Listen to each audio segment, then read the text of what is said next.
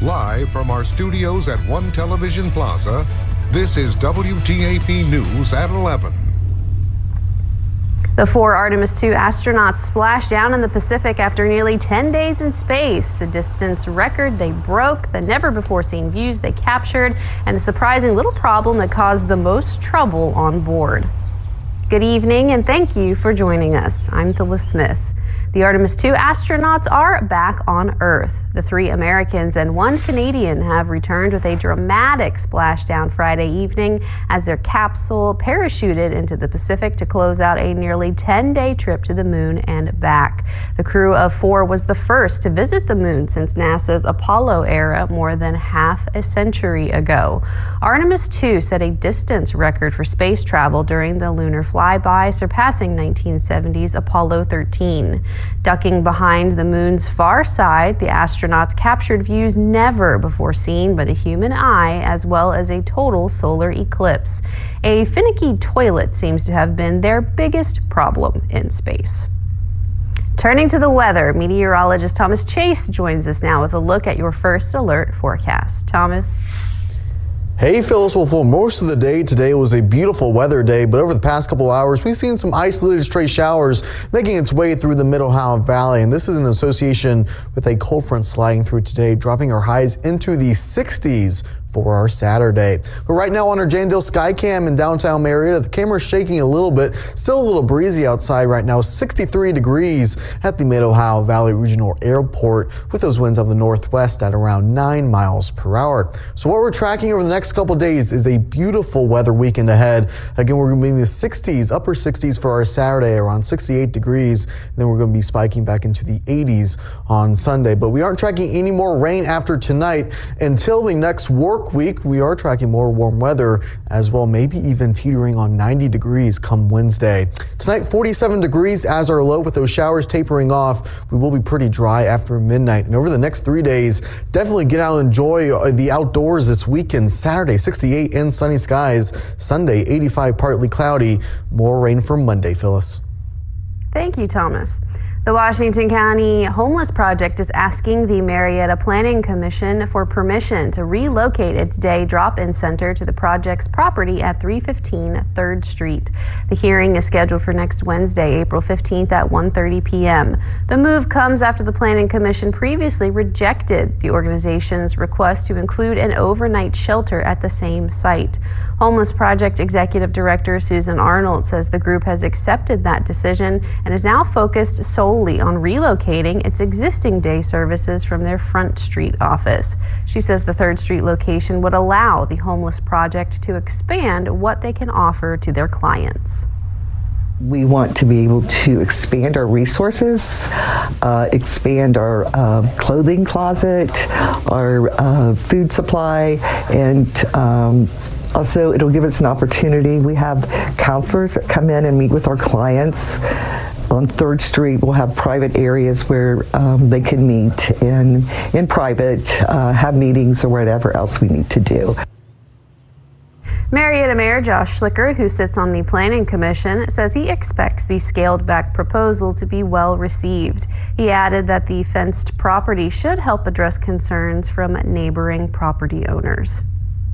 4 people were hurt after a multi-vehicle crash on Route 50 in Parkersburg. According to Wood County 911, at 12:04 p.m., they received calls about a car crash involving 3 cars and a tractor-trailer. The crash was at mile marker 9 near the 7th Street exit.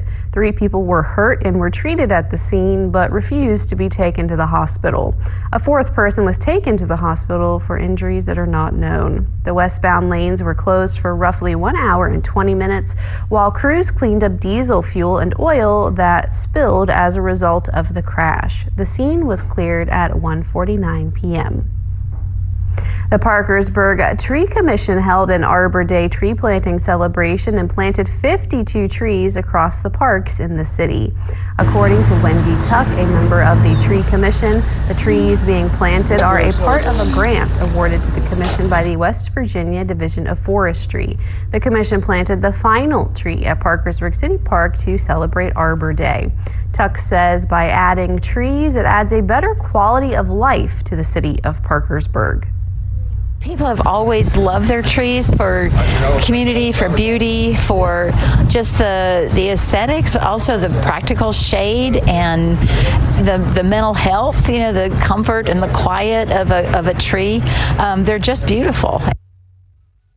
Tuck says having the trees can be a restful and comforting thing to have in the parks. The commission wants to do their best to take care of them. A traveling Constitution scroll is making its way across Ohio, and it's stopping in Marietta later this month. The event is scheduled for Saturday, April 25th from 10 to 4 in front of the Washington County Courthouse. The display is being organized locally by Living Democracy, which is a civic education group. It will feature a reproduction of the Constitution's opening text with a community panel where visitors can add their signatures using feather quill pens.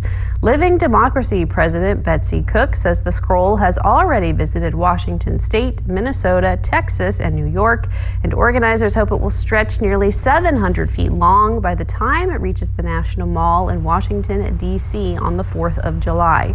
Cook says the display serves to remind people of how essential the Constitution is for our nation. People are forgetting about the Constitution and not following the Constitution. And we need to bring it back before the people so they understand what is in it. Admission is free and organizers will hand out pocket constitutions to attendees. Cook asked the Washington County Commissioners for permission to display the banner in front of the courthouse yesterday. Today, Commissioner Charlie Schilling said that permission has been granted. Still ahead, a big day of giving back for local kids. The WTAP Cares for Kids food drive just pulled in more than 6,000 donations to help students in 3 counties eat on the weekends. And with Piggly Wiggly matching gift for gift, when you can help again in the next drive in June. Next at 11. Saturday's high will be 68 degrees and Wednesdays could potentially be close to 90 degrees. I'll check it out coming up next.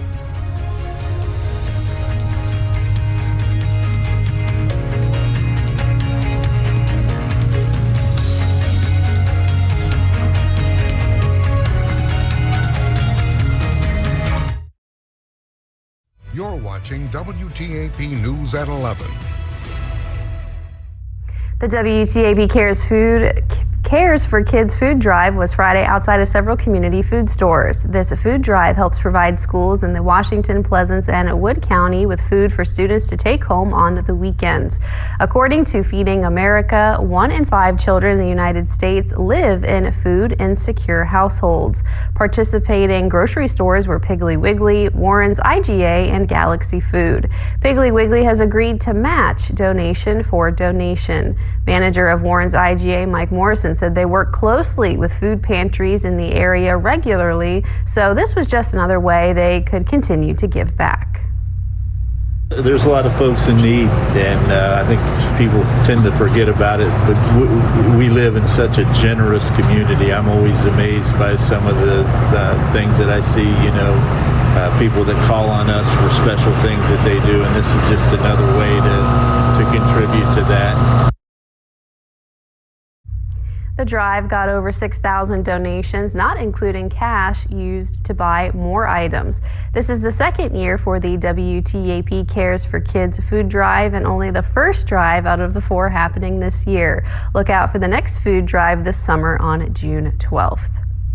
From the initial interview to the court case a year later, North Star Child Advocacy Center is there for the children and families they serve.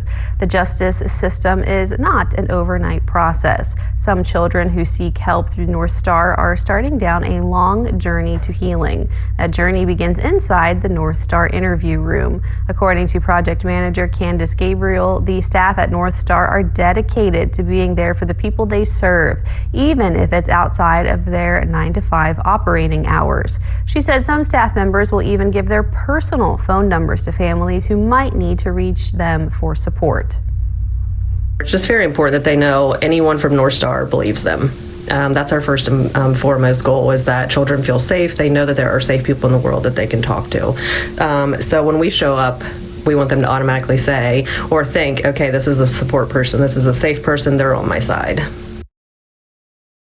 Gabriel said the most important thing they do is make sure the child knows they believe them. If they want to donate to North Star, if you want to donate, you can scan the QR code or on your screen or call into the North Star telethon that WTAP and the Grand Central Mall are hosting at the JCPenney Court on April 24th.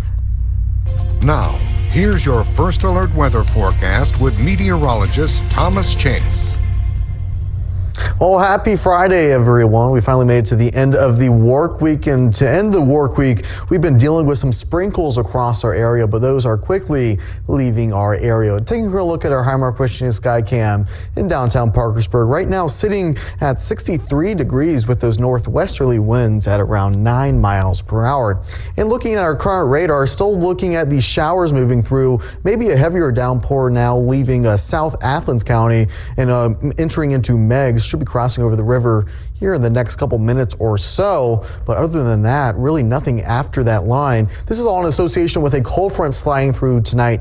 They'll be dropping our highs into the 60s on Saturday. So what we're tracking ahead is a beautiful weekend with more warm weather on the way, with the exception of Saturday. However, Saturday will be feeling pretty comfortable in the 60s, up into the 80s on Sunday, maybe even 90 degrees by Wednesday. Now, those showers are moving out of our area tonight, but we are looking at more unsettled weather going into the upcoming work week. So looking at futurecasts going throughout the rest of the night, those clouds will begin to clear out, waking up maybe with some cloud cover here and there, but overall by the afternoon, a beautiful day with lots and lots of sunshine across our area. Going to be a beautiful day to go outside and enjoy the beautiful weather. Then heading into our Sunday, a little bit more cloud cover moving through our area. Then by the afternoon, I think this model is doing it over a little bit. I don't think we're going to be seeing any showers across our area. Certainly are going to be seeing the clouds, though. Partly cloudy day for us Sunday as we're rising into the 80s. Then come Monday morning, more cloud cover for our area, and that's in association with another cold front sliding through, a brief cold front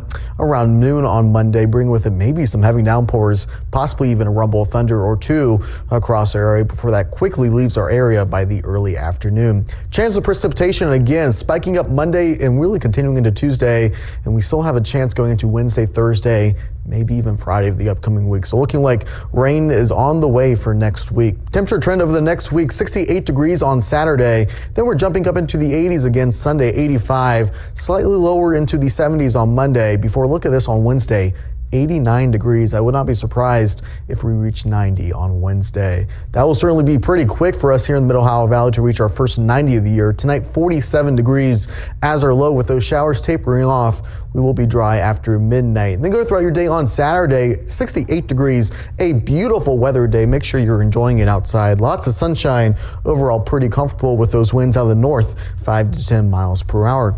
Over the next 7 days, Phyllis, definitely enjoy this weekend. Sunday looking nice, 85, partly cloudy. A little bit more rain next week, 90 maybe on Wednesday. That is it's to process. It's a lot, 68 to 90 in only a couple days. That is crazy. April. Yep, Wow. It is April.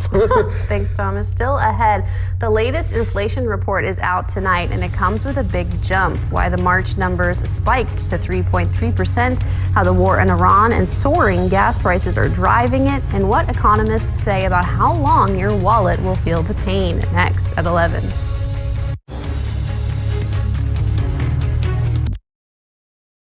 You're watching WTAP News at 11.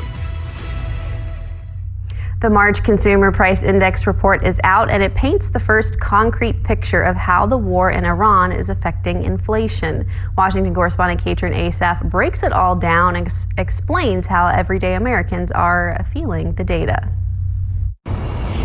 When the Bureau of Labor Statistics released inflation data for March, the numbers raised some eyebrows. An annual inflation rate of 3.3%, up 0.9% in just 1 month. But economists say the reason is pretty straightforward. In many ways, it's a non-story. For those who don't study the roller coaster of inflation, the high annual rate revealed in the March CPI report may seem shocking. From 2.4% in February to 3.3%, an almost 1 point increase in just a few weeks, the highest annual rate in nearly 2 years. But for economists who look ahead, it was entirely as expected. And that's the good news. Dr. David Beery with Virginia Tech says it's important to look deeper, pulling back the curtain on that high amount to get to the reasons underneath. And really, there's just one. the war in Iran. For that specific increase, it's been it. The Straits remain a geopolitical choke point, and that makes it sensitive to a globally priced commodity. Nearly 3/4 of the headline price increase came from energy costs, with a record 21.2% spike in gas prices from February due to mainly one source, the chokehold at the Strait of Hormuz crippling the global oil supply. But take that away, and core consumer prices rose much less, just 2.6% from a year ago, slightly below forecast. Core inflation has not moved yet. Meaning while Americans are feeling the pain at the pump, experts predict the spike in inflation is likely temporary, a rate that should even out more in the weeks following the eventual end of conflict in the Middle East. In Washington, I'm Katrin Asaf. Ohio Governor Mike DeWine says Washington County is at the center of a $65 million DuPont settlement, money aimed at cleaning up PFAS contamination in drinking water. The money comes from a 2023 environmental restoration deal after DeWine sued DuPont for releasing the PFAS from its Washington Works plant into the air and the Ohio River. In Washington County, Marietta will get $6 million to add PFAS treatment at its new water plant. Warren Community Water gets $8 million for PFAS treatment and a new well. And Beverly and Tri-County will add PFAS removal at their plants. The settlement will also pay for new water lines in Belpre and Little Hocking, taking about 160 contaminated private wells out of service. State officials say together these Washington County projects will improve drinking water for more than 30,000 people. 2 projects in Meigs County will be getting $7 million. Coming up next, First Lady Melania Trump breaks her silence on Jeffrey Epstein, publicly condemning what she calls lies and smears linking her to the convicted sex offender. Next at 11.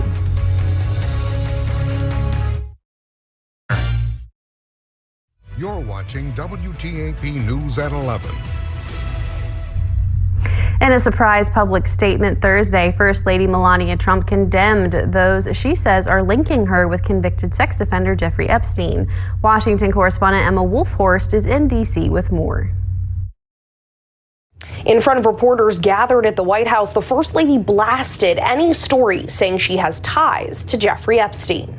The lies linking me with the disgraceful Jeffrey Epstein need to end today. Melania Trump denied ties to Epstein and knowledge of his crimes, saying the stories are completely false and calling online accusations she was somehow involved smears. The first time I crossed paths with Epstein was in the year 2000 at an event Donald and I attended together. At the time, I had never met Epstein and had no knowledge of his criminal undertakings. She said she and President Trump were invited to the same parties as Epstein every now and then, and that their social circles did overlap. However, she emphasized she was never friends with Epstein or his accomplice, Ghislaine Maxwell. The First Lady also called on Congress to let Epstein survivors testify on Capitol Hill, saying every woman should have the chance to tell her story if she chooses. Each and every woman should have her day to tell her story in public if she wishes, and then her testimony should be permanently entered into the congressional record. Then, and only then, we will have the truth. Following the First Lady's comments, ranking Democrat on the House Oversight Committee, Representative Robert Garcia, wrote, quote, "We agree with First Lady Melania Trump's call for a public hearing with the survivors of Jeffrey Epstein. We encourage Chairman Comer to respond to the First Lady's request and schedule a public hearing immediately," end quote. In Washington, Emma Wolfhorst. Coming up in sports, WVU and OU squared off in a spring volleyball match over at Parkersburg South High School. Andrew Knoll has the highlights next in sports.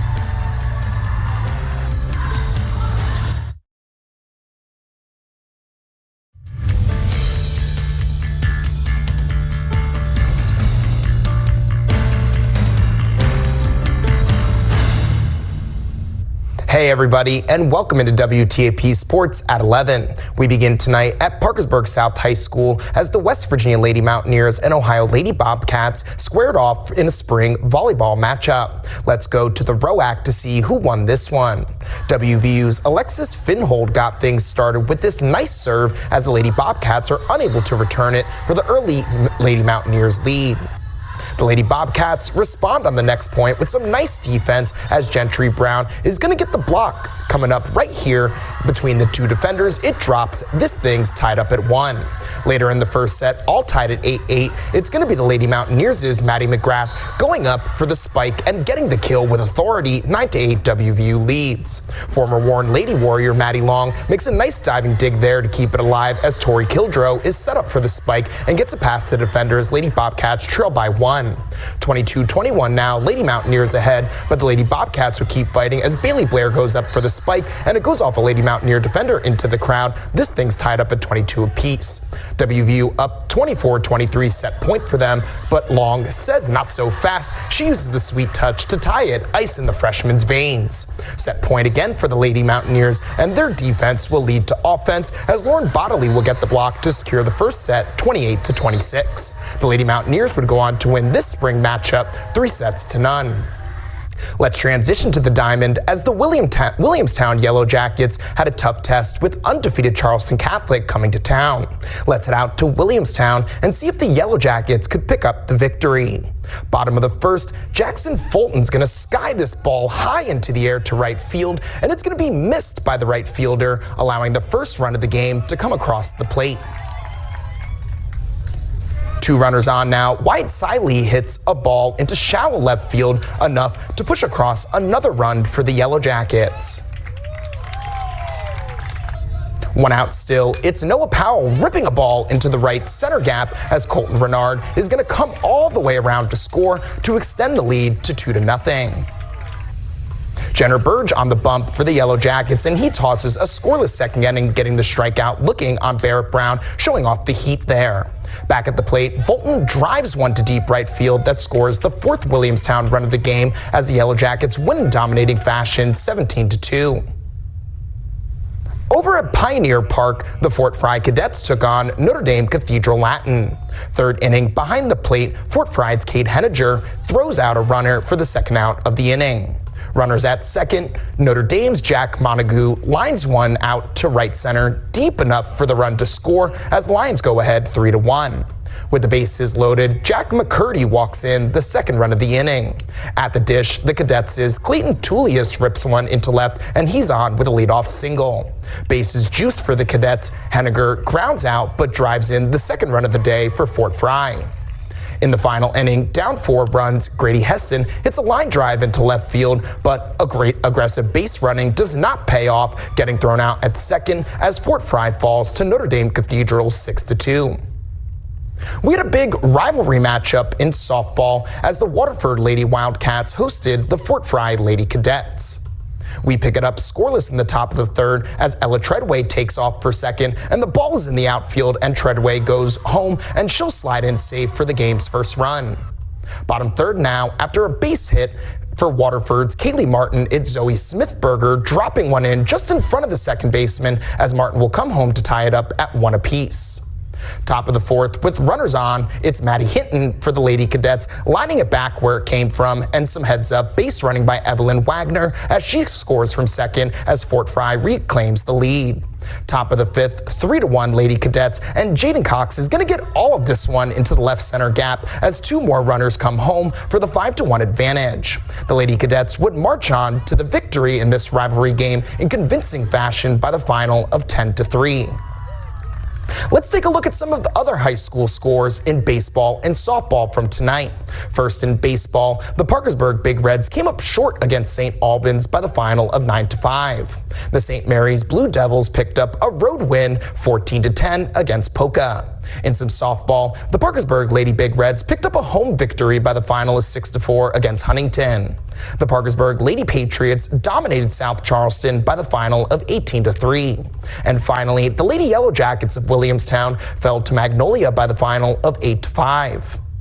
Well, tonight's sports poll question asked you who you thought will win the Masters golf tournament this year. 50% of you are taking Rory McIlroy, and the other 50% are taking the field to get a green jacket. Rory currently leads by 6 shots. When we come back, Thomas will have one last look at your forecast. Stay with us. Breaking news doesn't wait. Neither should you. If you see news happening, open the WTAP app and tap See It, Send It to alert the WTAP news team right now.